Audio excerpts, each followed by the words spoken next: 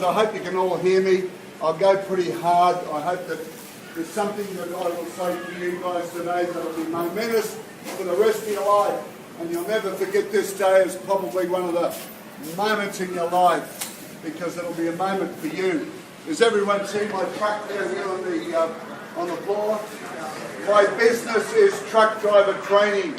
When you get to have your car licence for 1 year, you can come for a medium rigid truck licence, or 2 years you can come for a heavy vehicle licence. There's lots and lots of people in Australia today coming to get their heavy vehicle licence to go work in the mines. And I've been doing that business for 23 years, and that truck is an exact replica of my big B double that lives in the shed over at Cessna Drive on the other side of Caboolture, and it goes every day. It's a 2-day course. It costs $2,200 to get in that truck for 2 days, but if you have a look at all those tyres on there, you know that every tyre on the B double's worth $550. If you add that up, and you have the rego off of about $9 grand just to have your truck on the road, it's all big biggies. But I always bring that truck. That was made for me by a man and his 21-year-old son. They spent 110 hours together, and they gave that to me.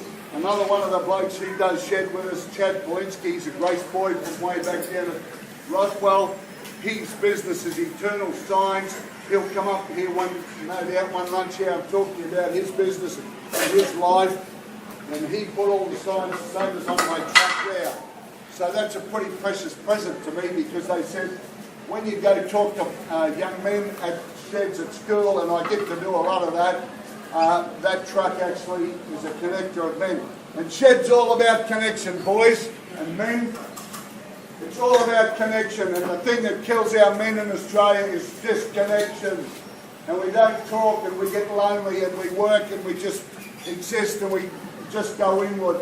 And the best thing that's happening so far for me this year is to see you guys here have started shed in lunch hour. This is absolutely amazing. I've got a guy there. Who's the man taping me? Me. This, what's your name again? Joey. Joey, I've got a knife ball, but I don't know how to work it properly. And there's a bloke out at Narang Bar Valley High. They've got 2,000 students out there. They have 18-year 8s. They are desperate to do something with the men of the school.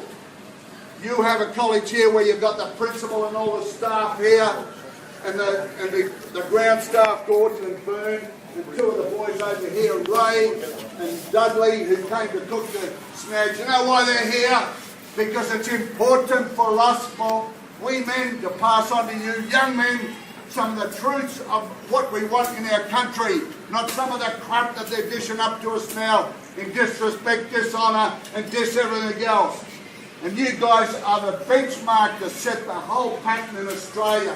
You may not think that's important at the moment, but I tell you, when you get as old as I am and you look back and you look, well, we were there in that shed and we saw from Caboolture campus and from Roswell campus sheds throughout schools all over Australia. Can you have a think for one moment about that? That is momentous. Treasure it. Shed's got to be a safe place. It's got to be a place where you don't have to be. It doesn't matter whether you're the top student or the top footballer or the best drummer or whatever. This is a place where you've got to feel who you are is who you are. And for me, it's been a lot of pain and time to find out who I am, because when I was your age, I didn't really know.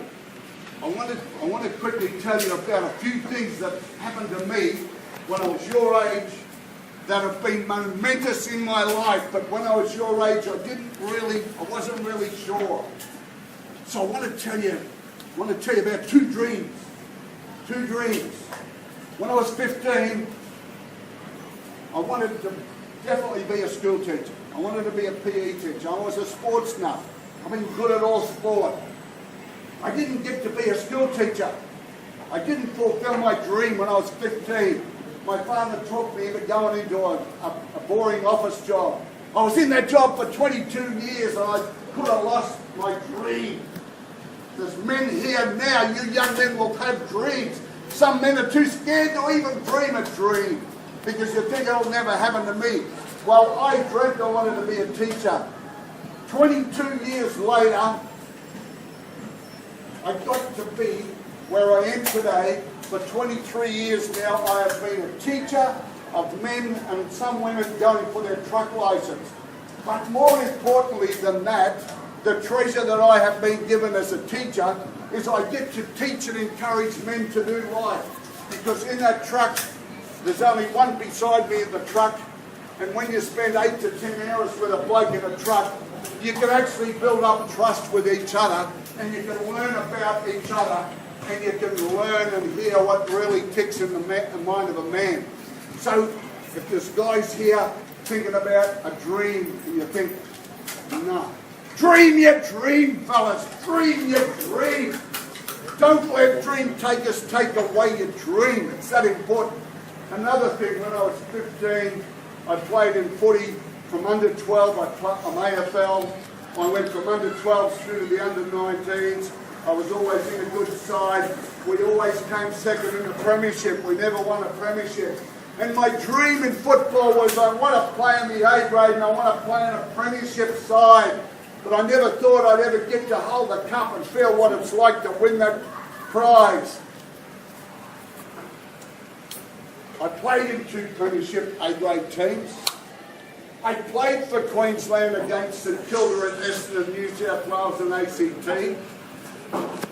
I got to be the coach of the under-17 Queensland side for 2 years.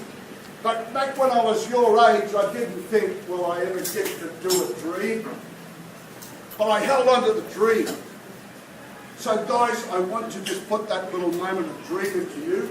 The next thing I want to talk about from me at your age is words. Turbocharged words. And I'm going to give you a few little snippets of turbocharged words that come into my life that now when I stand here and I look back and I go, wow. Now, turbocharged words come into this part of your being. This is vital, fellas. Hear this. Most men in Australia only live in their heads, and if they can't work it out, well, that's it. It's gone. But God gave us this big turbo part that's called heart, soul, spirit, and spine. That's the guts of us. If you young men can grab hold of this today, that this part is where it all starts and finishes, then you'll hear a word, and the word will be for you. And the word will be, as soon as you hear the word, it'll go in here, and it won't leave there. For example, when I was younger, my mother said, you got enough wind in you to blow a saxophone. I never blew the saxophone. She said, you got the gift of the gab. She said, you can be the Prime Minister of the country if you want one day because you can talk. I never forgot that word. Do you know, before Christmas last year, a dozen very prominent people in Moreton Shire came to me twice and said, would you stand for the Mayor of the Shire? And I said, I'll think about it, I'll go to talk to God about it, and I thanked them for the respect that they showed to me, and I went back and I said, I talked to my wife, and I said, no, thank you very much, no.